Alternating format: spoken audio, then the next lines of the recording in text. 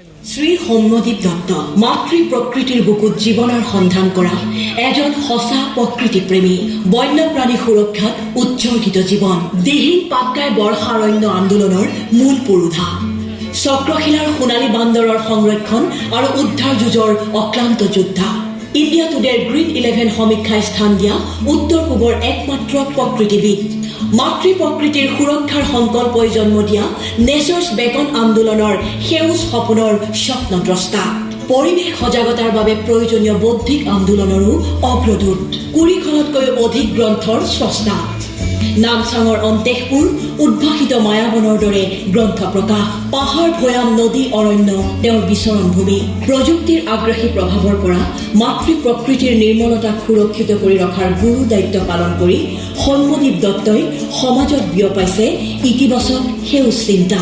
ভৱিষ্যত প্ৰজন্মৰ বাবে আপুনি কৰা সংগ্ৰামলৈ স্বীকৃতিৰে আপোনাক অসম গৌৰৱ ৰূপে বিভূষিত কৰি আমি গৌৰৱান্বিত এই শুভক্ষণত অসমৰ মাননীয় ৰাজ্যপাল শ্ৰী গুলাবচান্দ কাটাৰিয়া মহোদয়ৰ পৰা এই বঁটা গ্ৰহণ কৰিবলৈ আপোনাক বিনম্ৰ অনুৰোধ জনালোঁ।